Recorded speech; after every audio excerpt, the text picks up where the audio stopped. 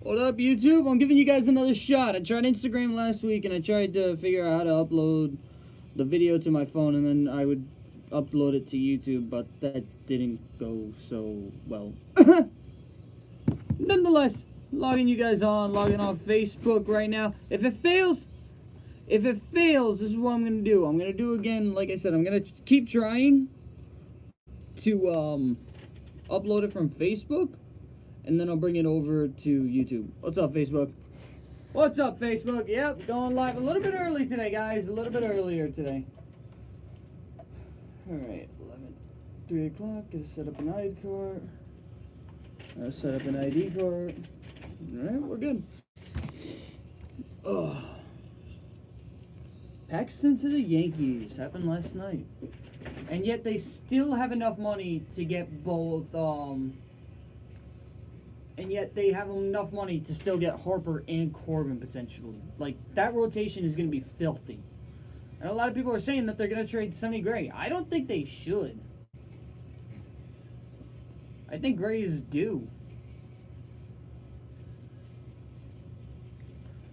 I mean, last year, yeah, he didn't have a great season, but I mean, come on. And if you say that about him, you might as well say the same thing about Tanaka, because I mean, Tanaka started out the same way, but it's whatever. Get that ID card going, and then I'll switch it to auto. Two staples on the show, two staples for the show playing beforehand. Standings. Alright, so what I'm going to do is I'm going to get 3 tabs of the standings real quick. And one's going to be for the AFC, one's going to be for the NFC, and then another's going to be for overall. And then this will be week 11, and this will be week 12.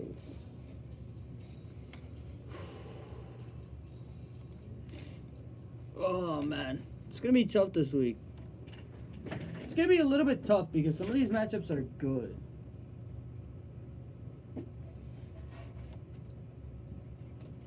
VLP 1 3, 2, 1, here we go. Wkcv, the voice of Keystone College. Welcome, ladies and gentlemen, to, yes indeed, Sports Talks here on Wkcv. Guys, a little bit of a curveball here. Heard JT checking in with Sports Talks, like I said. And again, like I said, a little bit of a curveball hitting you right now. Because, yeah, look at the time. It is 3 o'clock on a Tuesday, and we're going live with Sports Talks. So, yeah, a little bit of a curveball, a little bit of something different, if you will. Well, I kind of had to adjust because obviously Thursday can't go live. Well, I technically could go live, but I don't want to miss that Thanksgiving feast, man. And yeah, so Thursday, obviously Thanksgiving and everything like that, so didn't want to miss it. Hey, honestly, couldn't miss it. Who am I kidding? Hey, my mom's making a ton of desserts and everything like that, so yeah. But no, decided, let's go live on Tuesday. Why not? I figured this is the time I was, probably the most free, so hit it up at 3 o'clock. So yeah, and honestly, guys, a lot happened within, I want to say, usually I can say, like, within the last week, but I mean, we only had like what, 4 or 5 days? It's Friday, Saturday, Sunday, Monday. Hey, yeah, pretty much only 4 days, and then you got today. And I mean, let's look at it. I mean, Paxton, everybody calling him Big Maple. Well, Paxton going over to the Yankees. You got a huge 100 combined points scored last night. Well, 100 and 105 if you're being specific. 105 points scored combined last night between the Chiefs and the Rams. Honestly, a great game nonetheless. It's honestly, I'm proud I stayed up to watch that. And yeah, just a lot going on this week. A lot going on. A lot happened yesterday. A lot happened today. And this week is probably one of the most important weeks if you're an NFL fan, simply because of the fact that, guys, it's Thanksgiving week, man, and there are 3 games on Thursday night. Alright, then you got the rest on Sunday, and I kind of said something last week. I said that, I actually turned around and I said that no teams were going to have a bye week. Apparently, they gave the Chiefs and the Rams off. I did not know that. I thought they had the bye week already, but I guess not. So really, honestly, it's well deserving because both teams definitely shot huge last night. So yeah, had that going for them. But nonetheless, as that means it's going to be a week of tough picks because Chiefs and Rams aren't going to be hard to, or Chiefs and Rams is going to be pretty hard to pick. It's pretty easy to pick. I mean, Chiefs are what now 9-2, 10-2, something like that, and then. Or no, they're 9-2. They're 9-2, and then the Rams are like 10-1. And so yeah. So all right, guys. So enough talking. Let's go ahead and cut to the chase, cut to the cheese, if you will. Well, and let's go ahead. Let's start off with the Thursday games. Let's start off with this week. Let's start off with some predictions, because why not? So gonna go ahead. Let's start off with Chicago against Detroit. This one is actually gonna be really interesting. I feel obviously Detroit plays really well on Thursday night, but I made a mistake last week, and I actually picked Detroit, or I picked Chicago to lose against Minnesota. That was my mistake. Had I not picked fun fact, I have not picked Chicago, I would have actually been in the lead this week for picks, but it's all good. Nonetheless, I am going to go ahead and pick Chicago this week. I'm not going to make that mistake again. Definitely think that as Chicago has a lot to prove right now. I think that Chicago is rolling right now. Obviously leading the division, leading the NFC North. Or 7-3, got a good 1.5 point lead, 1.5 point game lead. So definitely think that Chicago can hold on to it, and especially with the defense that they're handling. And I know Mitch Trubisky said that he was hurt and everything like that, but I don't think that slows him down. I think that Chicago goes ahead, comes into Detroit. What's called? Oh, it says they're cautiously optimistic about him. But nonetheless, I still think that the Bears can get it done because the Lions have been struggling in and amongst themselves right now. So I definitely am gonna go ahead. I will say Chicago gets it done. Washington against Dallas. Yeah. So. Gonna put it to you like this. Remember last week when I said whichever team I picked was gonna lose between Dallas and Atlanta? Yeah, I was right. Dallas beat Atlanta. And Washington, and now here's what I like about this matchup. Washington against Dallas is pretty much, Washington doesn't have a quarterback anymore. Or Alex Smith is injured. Smith is injured. And the question is, who's the backup? It's Colt McCoy, right? Yeah. And yeah, he's being thrown in on a Thursday night game, or a Thursday afternoon game, I should say. Joe Buck's probably going to get the call because the game's on Fox, and we all know how Joe Buck is, and Troy Aikman's probably going to be joining him on commentary. And everybody's probably going to, a lot of people would wind up skipping this game because everybody kind of knows the outlet. But a lot of people just watch it just to see how many, stupid comments are made, or just to see Cowboy fans, whenever they gave up one touchdown, just see them panic in fear, because it's actually kind of funny to see. But nonetheless, I am going to go ahead, and I am going to pick for this week. Dallas is half a game, I believe. Yep, one game back. So I'm going to go ahead, I'm going to say Dallas catches Washington in the standings. So I'm going to go ahead, if you guys haven't put one and one together, I am going to go with the Cowboys. Okay, so Dallas gets the win on Thursday, on Thanksgiving, and Dallas usually performs really well on Thanksgiving. So, and then New Orleans against Atlanta. Honestly, I'm going to put it to you like this. New Orleans is just killing it right now. They have scored a combined 99 points. They scored 51 against Cincinnati, and then they scored 48 against Philadelphia. So they scored 99 combined points. So pretty much tonight, or on Thursday, yeah, Atlanta, no shot. I'm going New Orleans. And so, yeah, to wrap up the Thursday games, it's Chicago, Washington, Chicago, Dallas, and New Orleans. And like I said, and and the reason I'm picking New Orleans, like I said, they're on a hot streak right now, and I don't see them slowing down anytime soon, especially against a division rival right now. And the Falcons are struggling and everything like that, and Matt Ryan's not doing really well this year. And really, it's not that Atlanta has a bad team. they're just underperforming. I mean, he's going 3,000 yards right now. He's 3,306. Tavon Coleman and 500 yards rushing, and then Julio Jones over 1,000 yards receiving. Dang, it's just I guess the way you could put it is they're not getting lucky in a sense, but their luck is gonna continue to fade because I'm gonna go with New Orleans this week, and New Orleans is just on a tear. I mean, a lot of people will turn around and say, "Oh, New Orleans has to lose eventually," but really, you look at the schedule for New Orleans. I mean, it's hard to pick against New Orleans for the rest of the games coming up for them because they got Atlanta this week on Thanksgiving, right? And then look at the rest of the schedule. It's Atlanta, Dallas, it's Tampa Bay, Carolina, Pittsburgh, Carolina. I mean, the toughest game to probably pick out of that is probably going to be Pittsburgh. But honestly, it's going to be interesting to see. It really is. So, like I said, give me New Orleans coming up for that at 8 o'clock Thursday night game.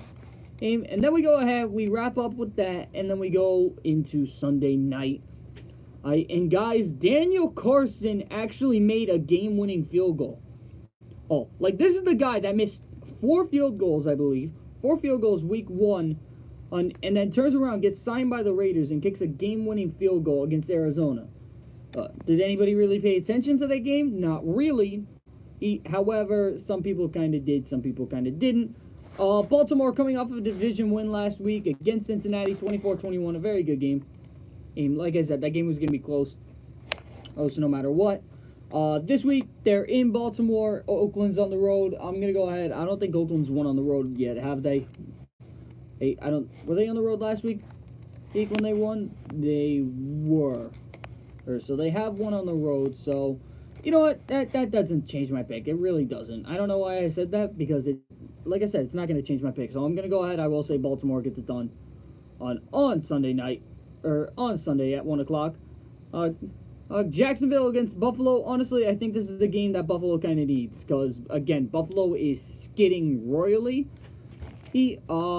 Thought they had it on Sunday against Pittsburgh, but they didn't. They actually wound up giving up a game-winning quarterback. I want to call it a quarterback draw, because he definitely didn't sneak it, but because Ben didn't he didn't sneak it, but he didn't run it.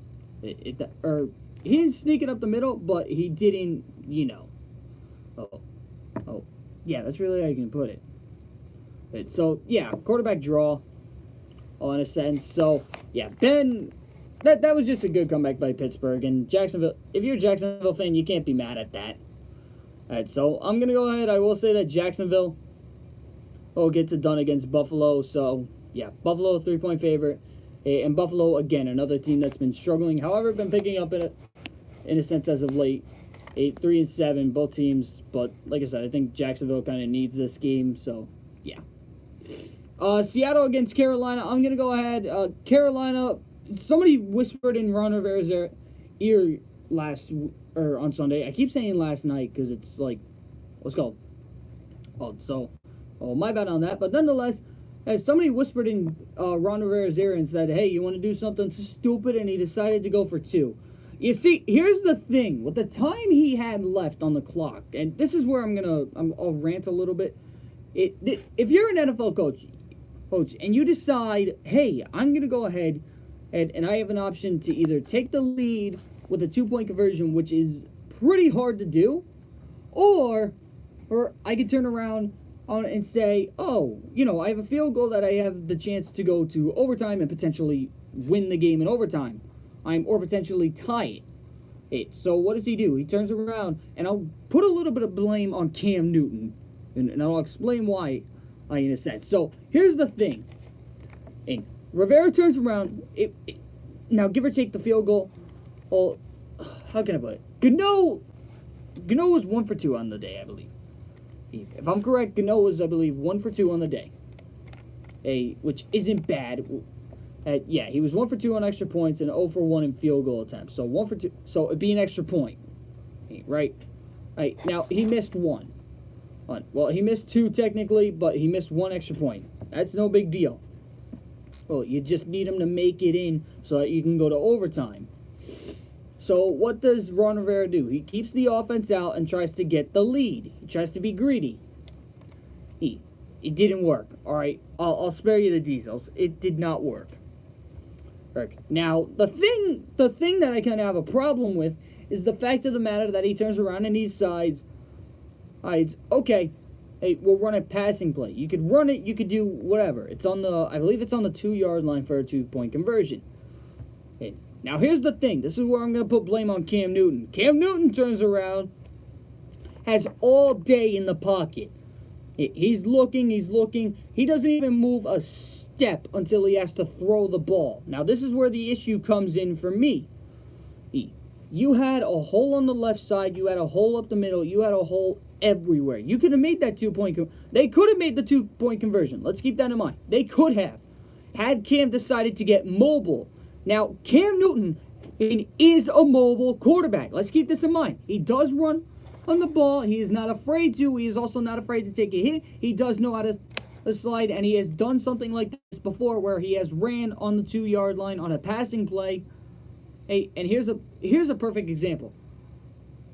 Well, I mean, give or take, yes, not the best. It's 2 rushes, 2 yards.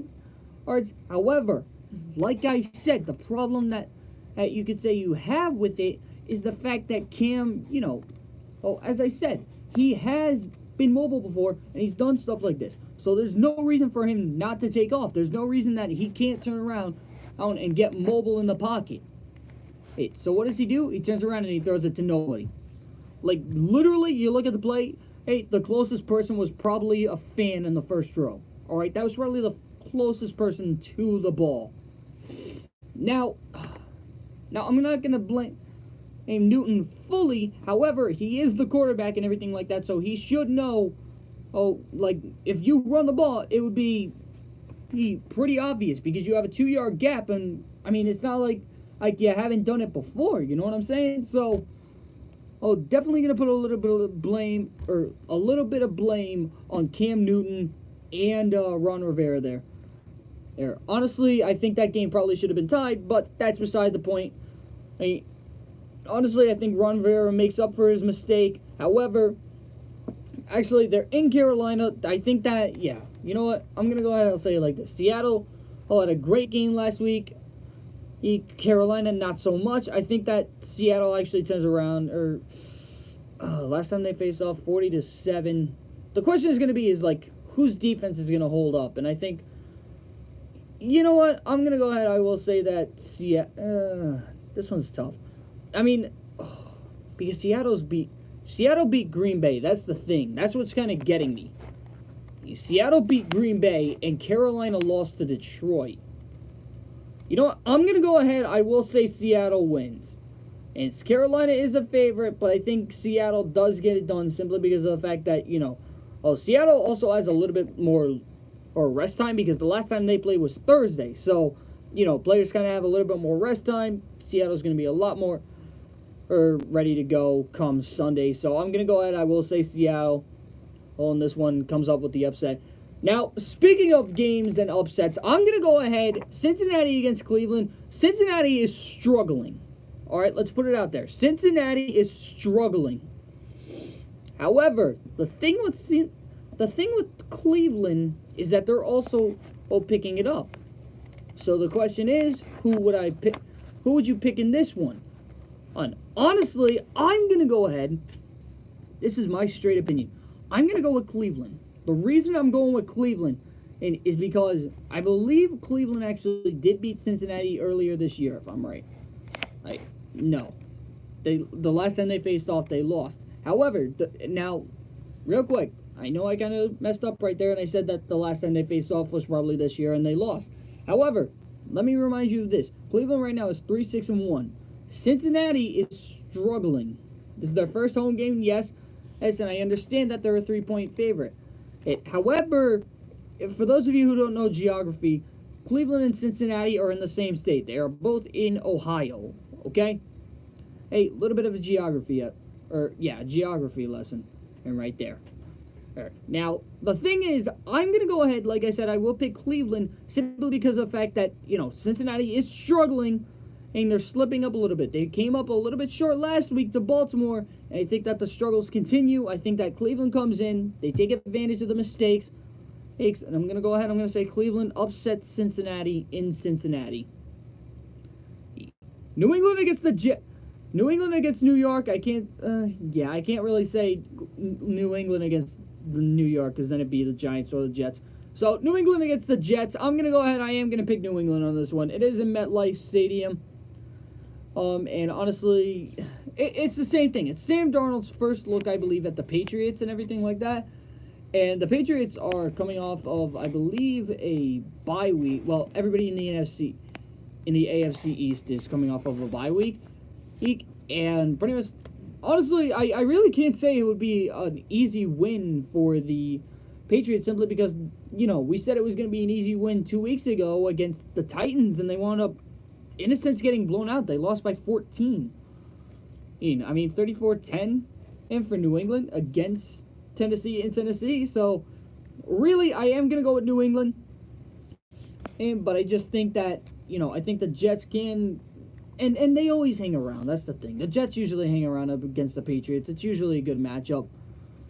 Give or take, sometimes it does turn out to be a blowout, but, Jets somehow, I don't know how, find a way to keep it close. So, like I said, give me New England in this one. New England gets it done. On Giants against Philadelphia, honestly, it's in Philly. Philly needs to bounce back, and honestly, you know what? As much as I want, this is going to be tough because New York is starting to get hot. That's the thing. Like, they matched their win total from last year, but yet I believe they've won 2 straight, and Philly's lost 2 straight. Hey, they lost to Dallas 27-20. On Sunday night, and then they got absolutely destroyed last week by New Orleans. And it's in...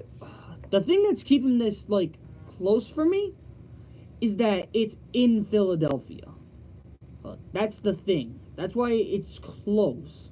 It's in Philadelphia. There's no reason for Philly to lose, but I said that at 2 weeks ago against Dallas. I said that they have everything going for them right now, and there's no reason for Dallas is to win, and Dallas won. And then last week we said that, it would be a blowout and everything. So this week the question is, and New York almost blew a lead on Sunday. For whatever reason, I think today is Monday. Hey, I don't know why. I just do. I think today is Monday for whatever reason. But on Sunday, pretty much, New York was able to hold off a comeback from Jameis Winston and Ryan Fitzpatrick. So, but I am gonna go ahead. I will pick. This one's tough because it's Wentz against Eli. It's Alshon against Odell. Oh, well, Ertz against Odell as well. And then it's Darren Sproles against Saquon. You know what? I'm going to go ahead. I will say that I'm going to go with the Giants on this one. Eagles are struggling. They're 4-6 right now. And in a sense, if you think about it, the sad thing about it, New York is still technically in the playoff picture. Now, give or take, yes, they are 3-7, and you would have to be like 8-8 or whatever. But realize this: Washington is 6-4, and they're leading the division. Dallas is 5-5, 4-6 for the Eagles, 3-7 for the Giants, and every team is still in contention to make the playoffs. Are you kidding me? So I'm gonna go ahead, and this is a team that 2 weeks ago I said should probably start rebuilding. I think part of me is I'm sticking by that, but I will go ahead.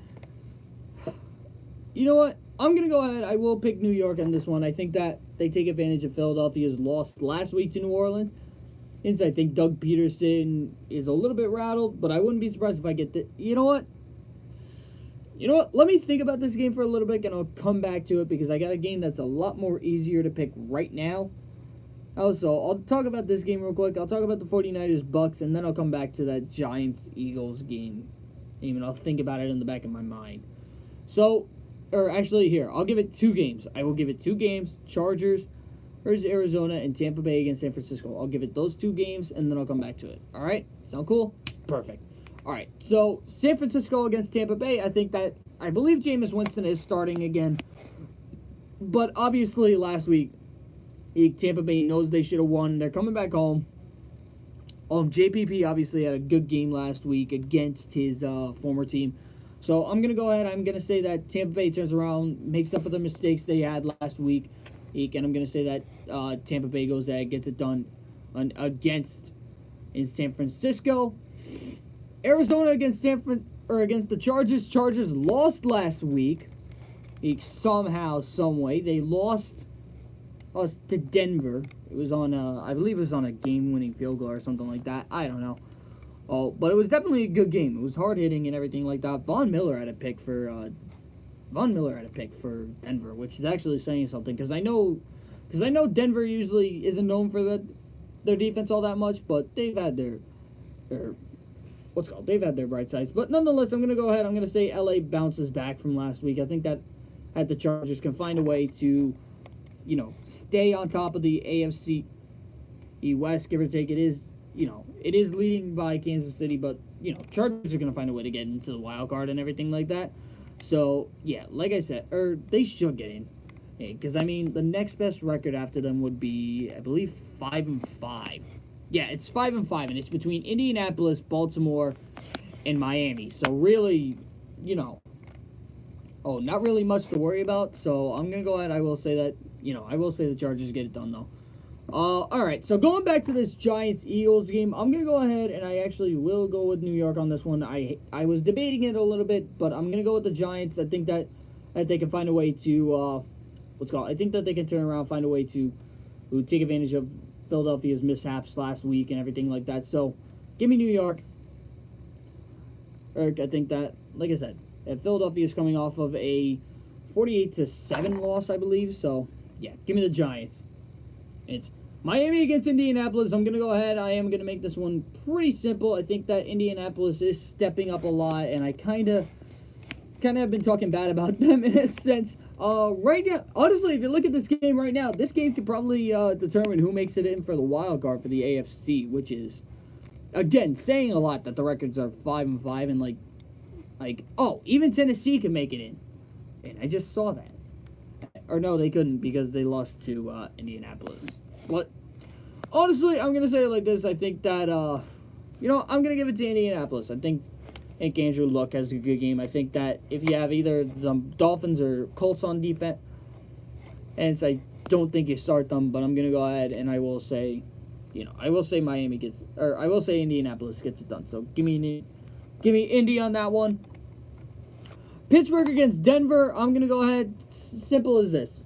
It's Pittsburgh. All right. I know both teams came off a win last week. However, I think that if Pittsburgh turns around, they step up a big time. I'm out. Oh, I think that, Ben's finally finding his groove. Oh, same thing with Connor. Same thing with, it's honestly that entire Pittsburgh defense. It's as well as finding ways. Is because, you think of it like this. They were able to score 20 unanswered points against Jacksonville last week in the fourth quarter alone. So I'm going to go ahead. I will say Pittsburgh gets it done. Green Bay against Minnesota. I'm going to go ahead. I am going to pick it. This one's tough because Aaron Rodgers is coming off of a loss last week that I know had to stung. And then Kirk Cousins. It's Kirk Cousins versus Aaron Rodgers, and the last time they faced off, they tied. I'm gonna go ahead. You know what? I'm gonna go with Green Bay. I think that I know it's in Minnesota. However, I think that the fact of the matter of all these teams facing off in a sense being evenly matched and everything like that, I think that Cousins got his first taste of Green Bay's defense, but Green Bay is starting to pick it up a little bit. Give or take, there was a loss last week, as I said, to there was a loss last week to Seattle and everything, but I think that, Mike McCarthy is the type of coach that can turn around and bounce back after a loss like that. So I am going to go ahead. I will go with Green Bay, my bad. I will go with Green Bay on that one. So, yeah, give me Green Bay. Tennessee against Houston. Honestly, Tennessee, easy way to put this. Tennessee's been struggling. Houston's been hot. So I'm going to go ahead. I will go with Houston on this one. And I think Deshaun Watson and I think J.J. Watt, DeAndre Hopkins, I think Houston turns around. This could potentially be a blowout. But I will say that Houston gets it done. Simply because it's also at NRG Stadium in Houston. So, yeah, give me Houston on this one. So, All right, guys. So I'm gonna go ahead. I'll make a deal with you guys. I'm in the Thanksgiving mood, so I'm thankful enough to give. I'll be thankful enough to give you guys. You know what? I'll give you guys 3 songs. I'll give you guys 3 songs today. Hey, cause like I said, it's Thanksgiving week. I'm thankful and everything like that. I'm thankful I got my show. I'm thankful for a lot of things. So, oh yeah, I'm gonna go ahead, give you guys 3 songs, and then we'll come back. We'll talk a little bit of baseball, talk a little bit of basketball also. Oh, don't think I haven't forgotten about basketball. Talk a little baseball, talk a little basketball, talk a little NCAA. We'll have some fun, alright, guys? So, guys, make sure you guys keep it locked here. Guys, you are listening to WKCV, the voice of Keystone College. Shit. Got it. Oh, man. I gotta get food after this. I just realized that.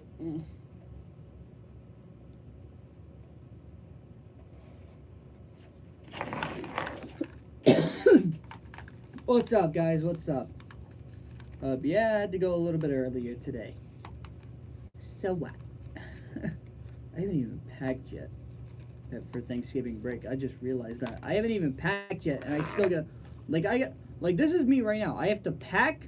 I have to pack. I gotta get my. Well, I'm probably gonna go back to my Let's go. Probably gonna go back to my dorm after the game and grab a couple of things.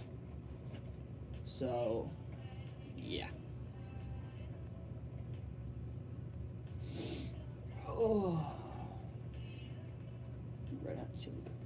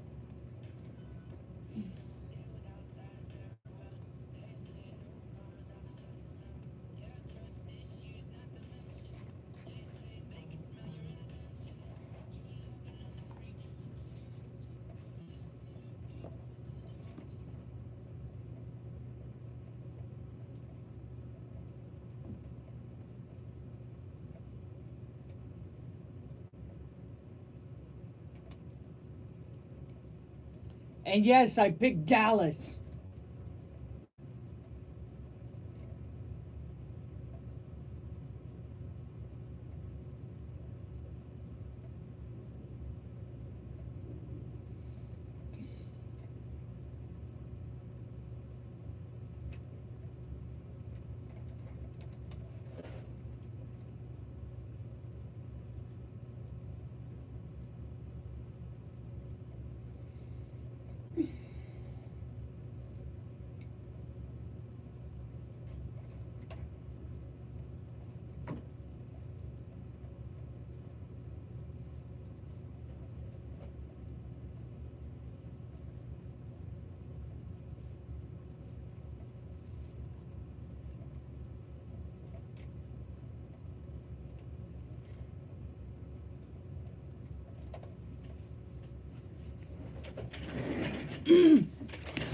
All right.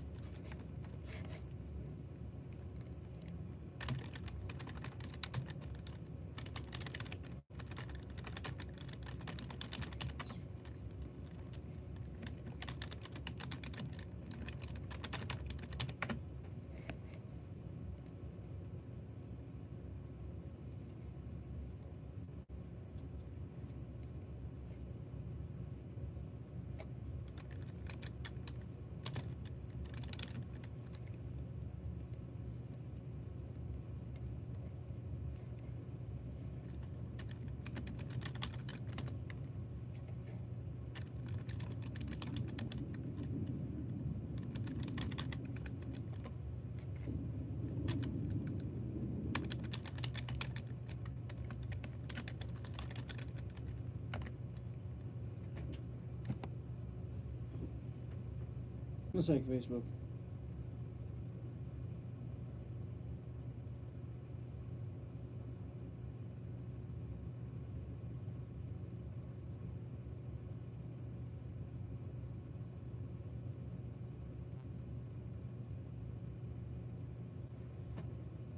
Alright. Alright. For whatever reason, Columbia Bank was being stupid. What is it?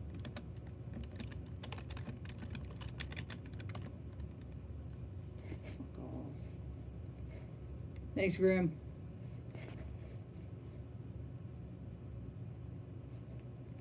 Thanks, Graham.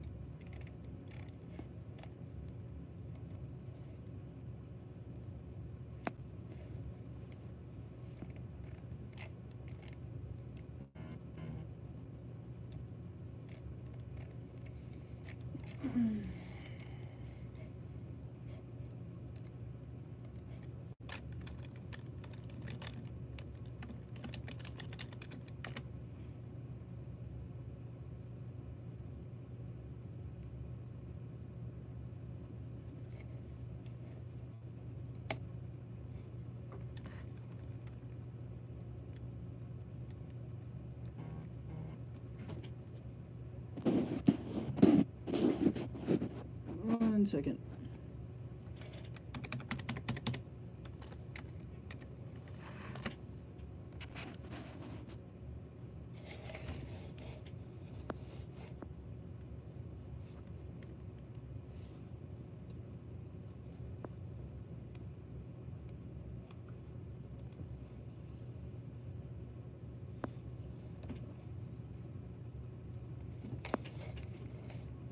Okay, thank you. So I had to know, cause I'm going home tonight.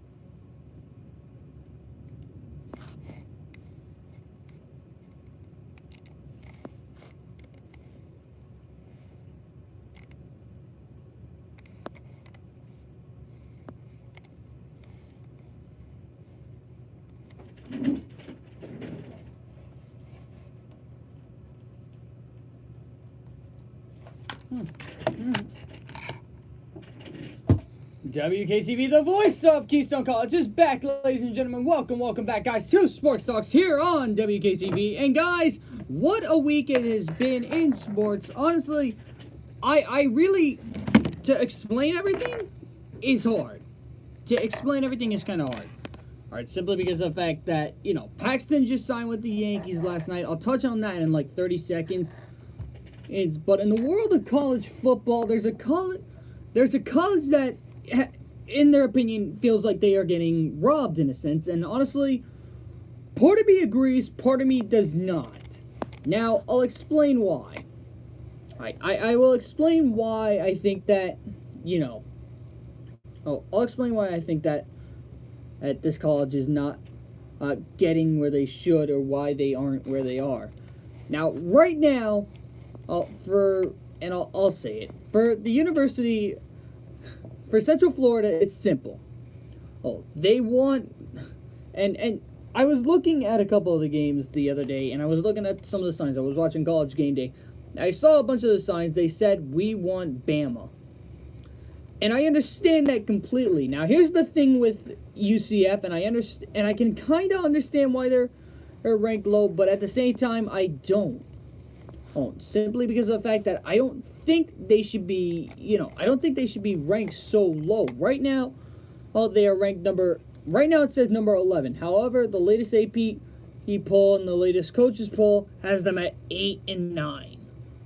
The thing with this for me is that I think that UCF should definitely be ranked a little bit higher, simply because of the fact that they've won 23 straight 8 games. All right, last year they went undefeated. This year they're 10 and 0. Now the thing is, and I can see what the problem is one of the problems that they have right now is a fact of the matter that you look at the conference, you look at the AAC, the American Athletic Conference. Right now, the teams that are in there, it's UCF, it's Temple, Cincinnati, South Florida, East Carolina, UConn in the East, and then in the West, it's Houston, Memphis, SMU, Tulane, Navy, Tulsa. Now, the team that used to be the team to beat in that conference was actually Navy. But Navy has kind of fallen off right now. They're 2-5 in the conference, 3-8 overall. The thing with UCF is that their schedule hasn't really played any favors to them. The UNC game, that got canceled. That was back in week 3. This was their schedule this year. It was UConn on South Carolina State. UNC, that game, like I said, got canceled. FAU, Pitt, SMU, Memphis, ECU, which is East Carolina, Temple, Navy, Cincy. And then they have, Then they have the University of South Florida on Saturday, I believe, the 23rd. Which is Saturday, from what I know. It's Friday, my bad. It's Friday that they have that game. And then you got the AAC Championship, which they've already clinched a spot for. Now, here's the thing. Like I said, they've won 23 straight games. Now, this means that last year they were in a bowl. And that obviously means that they won the bowl last year. They won the bowl that they were in. Now the thing is, they want to be in the playoffs.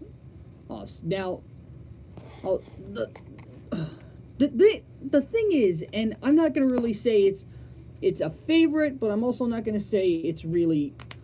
You look at the schedules for other competing teams. Here, let's look at Michigan. Michigan is probably the best example. They're 10 and 1 right now, but the schedule that Michigan goes for compared to, you look at that schedule what Michigan has compared to a schedule such as UCF. Now, it's not really UCF's fault. It's not really anybody's fault. It's just whoever schedules the game isn't really giving them games that would help their case for the playoff picture.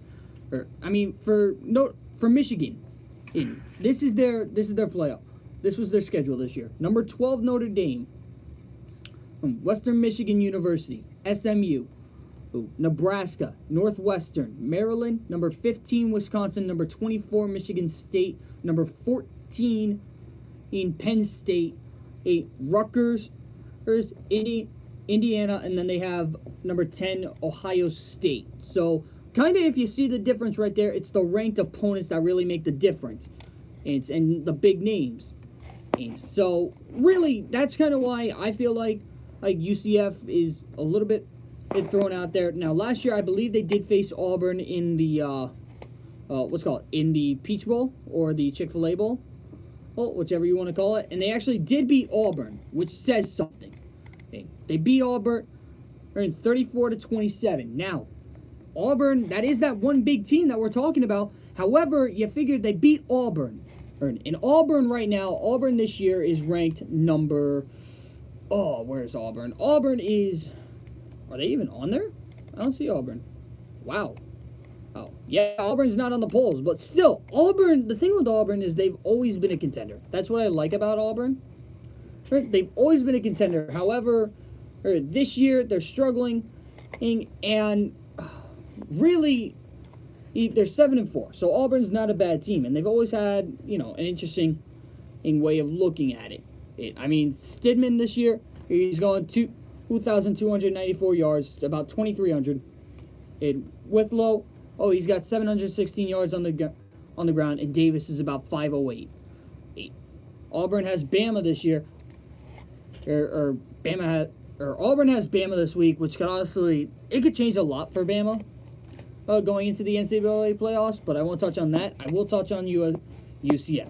Now, the thing is for the bowl projections, this obviously means since UCF is the number 8 or 9 seed, that means they're not going to be playing in pretty much the bowl that they want to. They're not going to be really playing. From the projections, I don't think they're in a, I don't think they're in, okay, so they're projected to go to the Fiesta Bowl, which isn't a bad bowl, all right? They'd be facing Florida, which, again, another ranked team, another team that's pretty tough to go against, number 13 in the nation. But if you're looking at UCF, and another thing you can look at is the amount of points they've won. They beat Memphis 31-30. They beat, but other than that, it's been blowout by blowout. So, really, a lot of people saying that UCF is getting, in a sense, and no, Auburn is not in the top 25 this year. The thing is, the way you look at it is pretty much, and really the most notable win that they had was Cincinnati last week. And Cincinnati is usually a pretty good team, but really, like I said, the teams that they're facing haven't really been giving them any favors as to who they're facing. So really, I guess the way I'm going to look at it is pretty much you got to see how they do against South Florida, and it's not in South Florida, it is, but it's in Raymond James Stadium. It's in the Bucks Stadium. So really, the question is going to be how is USF going to do against UCF, and see how UCF does pretty much these next two matchups. And the reason I say next two matchups is because they got the championship game coming in. And so it's going to be Houston again. So honestly, if it was to go right now, it'd probably be It'd probably be Houston against UCF. And if I'm right, they haven't faced Houston this year, so I don't think Houston's ranked at all. Nope. So really, like I said, if you're UCF, you have to try and convince the playoff committee that you're ready for Bama, because the teams that you have to jump over, Washington State 10-1, that's reasonable. Oklahoma, playoff committee sometimes favors Oklahoma a little bit. Georgia, always favored by the committee. And Michigan, again, another team, because usually there's a Big Ten team in there somewhere. So, and right now, if the Bulls were to happen right now, it would be Bama against Michigan, Clemson against Notre Dame, and these are the projections. And the predictions right now are from a couple of people. Well, and that's the playoffs. And I actually wouldn't mind seeing Bama against Michigan, if we're being honest here. I would not mind seeing that at all. And then you got Georgia against Oklahoma, Clemson Ohio State against Washington State, Florida against UCF, LSU against Penn State, Northwestern against Kentucky. You got Michigan State against Mississippi State. That would be interesting. Wisconsin against Texas A&M. And real quick here, you know what? I'll say the dates. So pretty much the January 1st games would be the Northwestern against Kentucky and the Michigan State against Mississippi State. The New Year's Eve Bowls would be Wisconsin against Texas A&M, and that's going to be good. Iowa versus Washington, and Oklahoma State versus South Carolina, BYU against Oregon, Virginia against Stanford, Georgia Tech against Temple. Oh, and that's December 31st. So, yeah, that's a couple of those games. Now, the other thing I actually kind of want to look at, I also want to look at Notre Dame's schedule real quick. The reason I want to look at that schedule is because Notre Dame is a similar team to UCF. All right, Notre Dame is in what conference? They're in the FBS Independent. So they got like so they have BYU, Army, Liberty, and really, honestly, a lot of times you can say that Notre Dame winds up, they kind of hop in the ACC sometimes. They sometimes hop in a couple of different ones. And really, the teams that they face, again, another who's who around college football: Michigan, Ball State, Vanderbilt, Wake Forest, Stanford, Virginia Tech, Pitt, Navy, Northwestern, FSU, Syracuse, and they got USC. So, really, the thing I'm going to say about it is this. I think that, if UCF, if they want to turn around, if they want to have a shot at making it into the playoffs, they definitely got to make an adjustment in one, scheduling, and two, they kind of got to convince a lot of people right now who wind up, like I said, favoring teams such as Georgia, such as Oklahoma, such as Michigan, and really you can't do anything about Clemson and Bama. Bama's been on top of the playoff committee for God knows how long, probably since like the end of time. I mean, they're 11-0, and the thing is, like, Bama finds a way to win big against teams that that make it close. I mean, they shut out LSU. And LSU is probably one of the best teams out there. And then you also got Clemson, who, again, another team that has gotten good as of late and really has shined. I mean, best way to put it. So, yeah, that's what I think. I think that if UCF, like I said, if UCF wants to turn around and bring it around, I think that they need to, find it to get together. Or in a sense, if that makes sense. Pretty much like, how can I describe it? I think next year, like, you throw in a couple ranked opponents, like, within, like, your downtime. Like, try and face a team such as Michigan. Try and face a team such as, and it doesn't even have to be Michigan. Try and face Auburn again. Try and face, somebody who the playoff committee will turn around and realize, hey, that's a legitimate team. So, yeah. All right, so real quick, I just want to talk about one thing that happened, I believe yesterday, actually around this time, believe it or not. So, probably a couple of moves that could have probably happened. I do want to talk about, big elephant in the room. James Paxton. And, yeah, the Mariners finally moved him. So, yeah, and they moved him to the Yankees. And it was actually a pretty good trade on the Yankees' end. They gave up Justice Sheffield, who I believe got like 3 or 4 games in under his belt this year. Showed a little bit of promise, but at the same time, not really. However, he's the Yankees' top-rated prospect. That's the best way to put it, all right? Yeah. And so it was Justice Sheffield, Dom Thompson-Williams, that was an Eric Swanson, an outfielder, and pretty much a left-hand, and obviously Yankees' top prospect, and like I said, a right-hander, Eric Swanson. So, wouldn't be the first time the Yankees and Mariners made a deal. Wouldn't be the last time. Now, the thing is, the Yankees also asked about Gene Segura. Don't know if they're going to get him. But the thing is, this is what everybody's saying. They're like, okay, Yankees made their move. The thing is with the Yankees is that they're not done. Paxton, I don't know how much he's getting paid. I forget how much he's getting paid. But if I'm right, it's not that much. And the thing with Paxton is that he's a hard-throwing lefty, yes, but the Yankees are thinking about getting a couple others. Now, they're thinking of trading Sonny Gray. I'll say it like this. I'm not going to say anything about Sonny Gray, how bad he did this season. I'm just going to say if the Yankees want to trade him, they can trade him, but be careful sometimes what you wish for, because a lot of pitchers, when they have, a pitcher such as Sonny Gray, when they have a bad season like they did, they have a tendency to have a really good bounce back. So, yeah.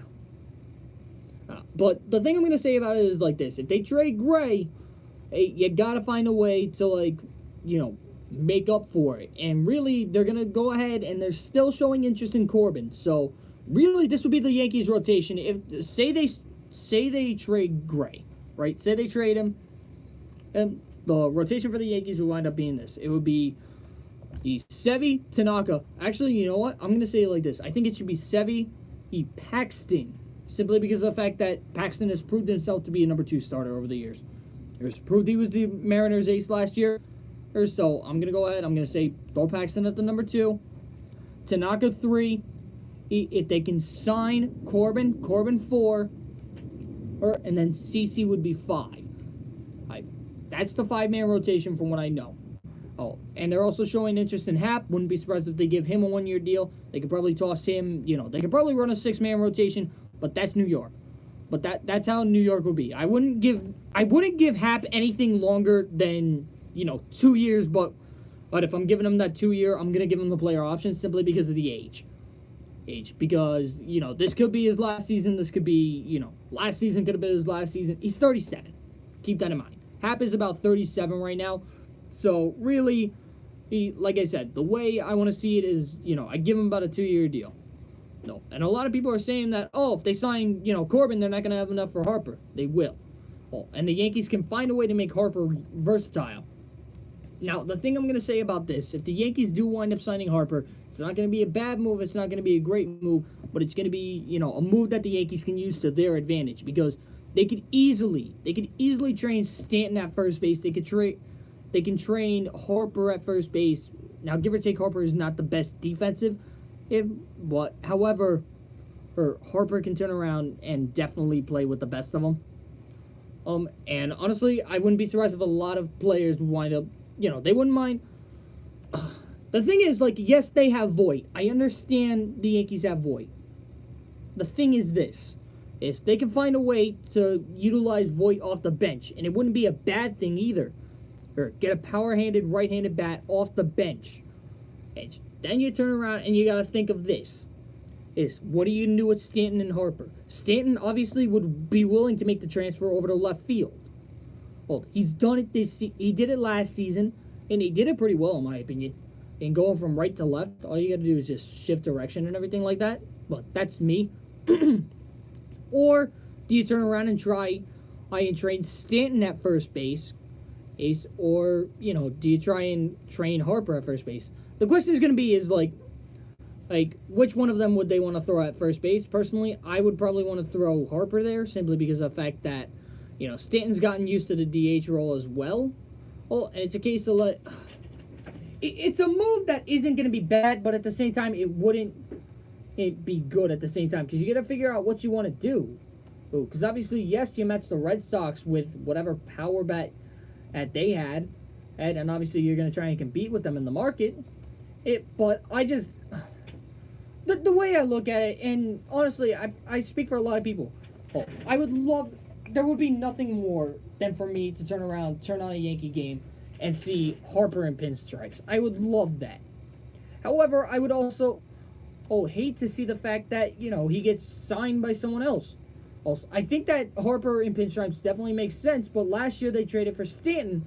So really, the question is, who are you going to sacrifice if you think about it?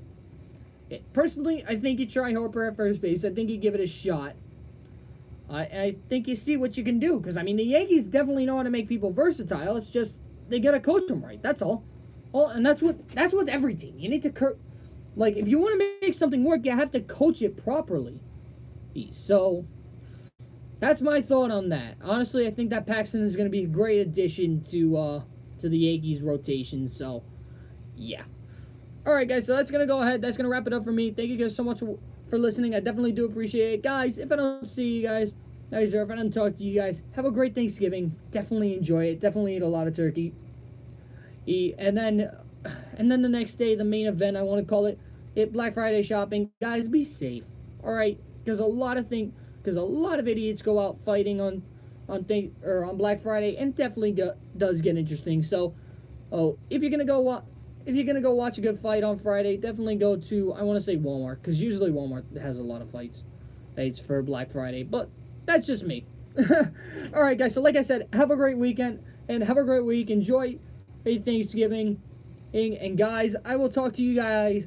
I'm gonna say next Thursday. Let's make it for next Thursday at 7. Something pops up, you guys will be notified and everything like that. So guys, thank you guys so much for listening. I definitely do appreciate it. And guys, I will see you guys next week. Take it easy, guys. Have a great Thanksgiving. Later.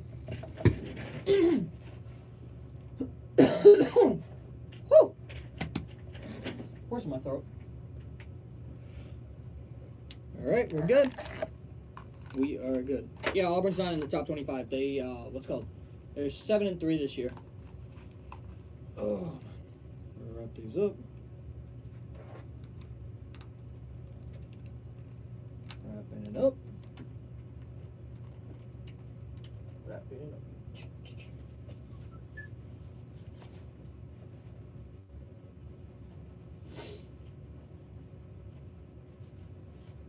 I gotta get food.